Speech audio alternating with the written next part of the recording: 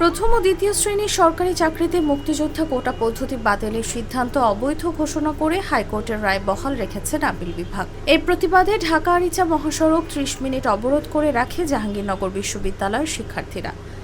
বৃহস্পতিবার দুপুর 12টা থেকে বিশ্ববিদ্যালয়ের কেন্দ্রীয় শহীদ মিনারের সামনে থেকে বিক্ষোভ মিছিল বের করেন শিক্ষার্থীরা। এরপর বিশ্ববিদ্যালয়ের প্রধান ফটক সংলগ্ন ঢাকা আরিচা মহাসড়কে গিয়ে অবরোধ করেন তারা। বিশ্ববিদ্যালয়ের আন্তর্জাতিক সম্পর্ক বিভাগের ৪৯ ব্যাচের শিক্ষার্থী তৌহিদ মোহাম্মদ সিয়াম বলেন, আপিল বিভাগ আজ শুনানি না দিয়ে ছাত্র সমাজের সঙ্গে টালবাহানা করেছে। আমরাও বলে দিতে চাই, আমাদের দাবি পূরণ না হলে পুরো দেশ অচল করে দেওয়া হবে।